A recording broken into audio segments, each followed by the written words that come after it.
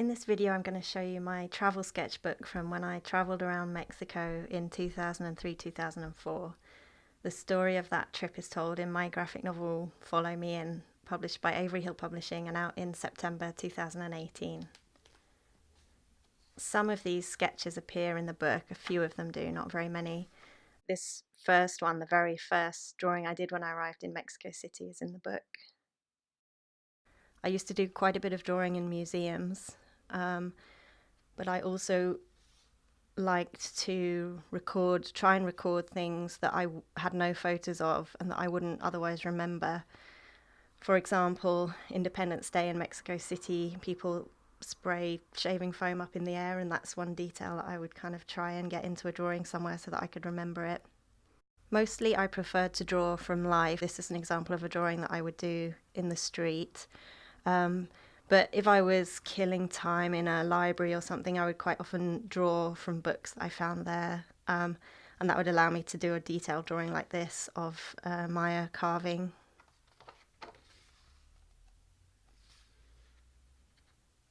This museum here, the Rafael Coronel Museum in Zacatecas, appears as a setting in my book. There's a point where you see my character sitting, drawing these masks. This cabin here, this is an example of something where I didn't have any photos of this. It was a cabin I stayed in the Copper Canyon, and that appears in the book too.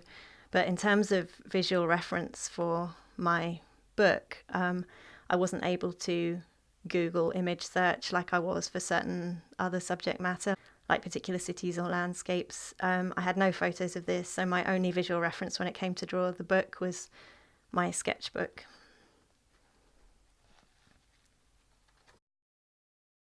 This stove here on the left, that appears in my book a couple of times in the Copper Canyon cabin section. And I'll always try and include details to remind me of what it was like in the place. For example, the mouse, that cabin was overrun with mice.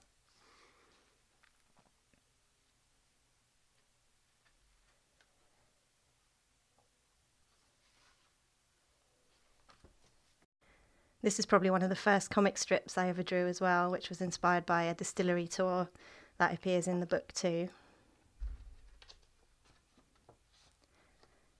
As does this statue here, that has quite an important part in the book. And here are some drawings of regional traditional dress from different parts of Mexico.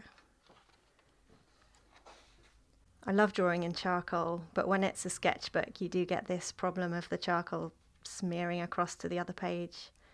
So I think later on in the book I made sure that if I did charcoal on one side, I would try and do charcoal on the facing page as well.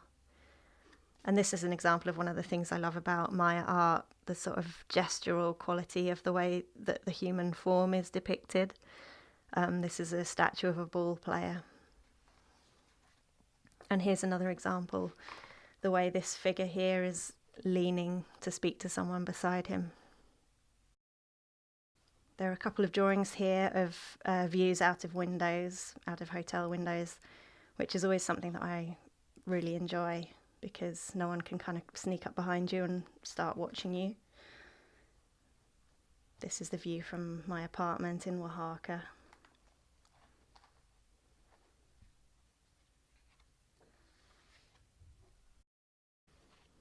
Here's an example of something I talk about in the book, which is that although I prefer to sketch from life, if it's a travel sketchbook, there are some subjects where I wouldn't really be able to do that.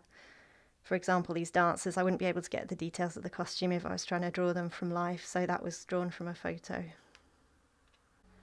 Another thing I liked to do while I was traveling was to copy art by Mexican artists. So these are some of the famous muralists, Rivera and Orozco.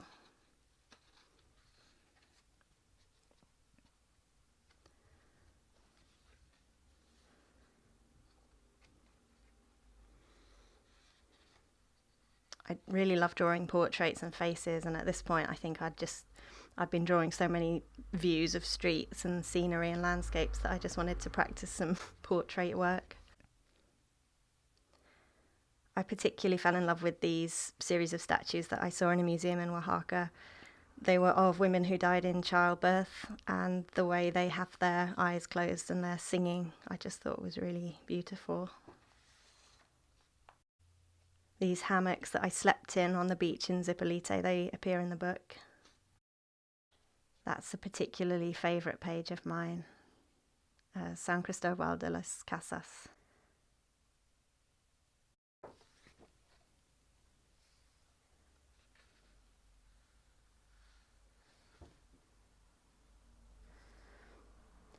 This page is an example of when I would try and record details of something I'd seen that day.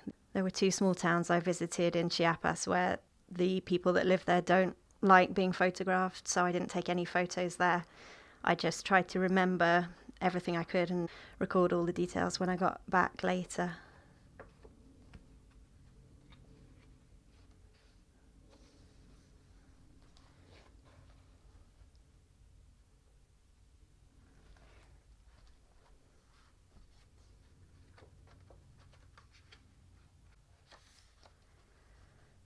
There's quite a lot in my book about different archaeological sites in Mexico. So these are drawings that I did from life in Palenque on the left and Yaxchilan on the right.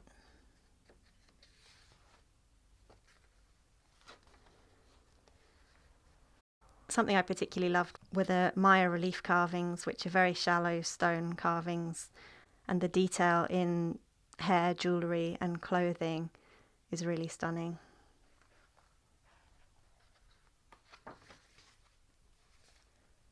There's another example there. And this is a detail of one of the Bonampak murals, which is something that also comes up in my book. Here's an example of where I copied work by a Mexican artist, Raul Anguiano, because I didn't really like to photograph people while I was traveling. I didn't like to be intrusive. So sometimes if I wanted to record something, instead of taking a photo, I would copy a photo or a piece of art by another artist. Here are some copies of work by Mexican artists. These are the famous muralists Orozco on the left and Siqueiros on the right.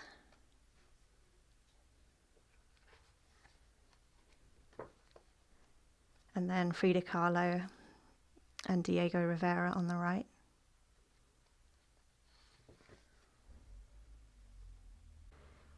Here on the left is another example of trying to remember scenes that I wouldn't necessarily have taken a photo of at the time. And at this point in my sketchbook, I crossed the border from Mexico into Belize. This is where the narrative stops in my graphic novel, but there's quite a lot more in the sketchbook.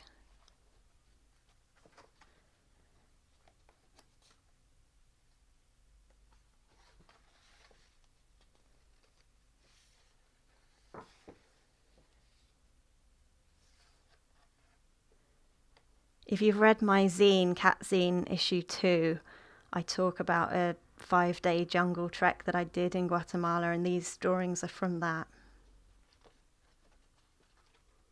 This is an absolutely beautiful place in Guatemala called Lake Atitlan.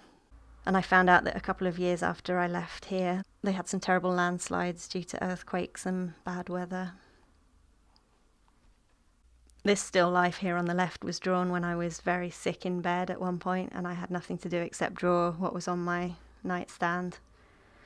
And in the graphic novel, I do mention that sometimes looking at these drawings really reminds me of the experience of what it was like making that sketch in the moment. And I definitely get that with this one. This is the cemetery at Chichicastenango in Guatemala, and I remember a hummingbird flying around me as I was drawing this.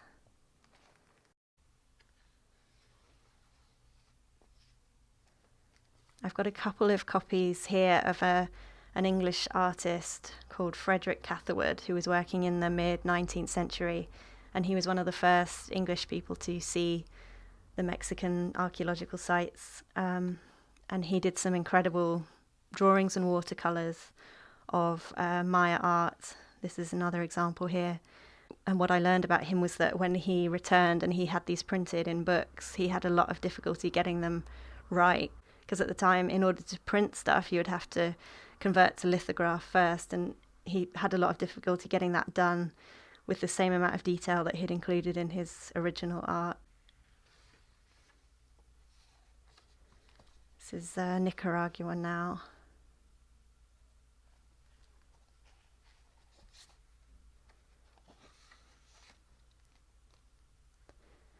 And I remember this particular place, I stayed in Nicaragua. It was a rainy season, and I remember staying on this farm and water just pouring down the inside walls of my bedroom.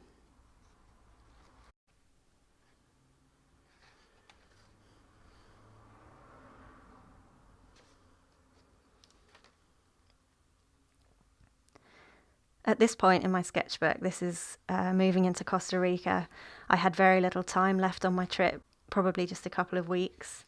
And I started to draw less and less because I was more focused on just enjoying myself and trying to enjoy my last couple of weeks. And at this point, the sketchbook starts to get a bit sparse. In fact, I think these drawings of wildlife that I saw in Costa Rica, I think I did when I got back home. I just made a note at the time of what I wanted to draw. And then there's a couple of sketches of Panama City. And then some bits that I didn't even finish at the end here. And then that's the end of my travel sketchbook.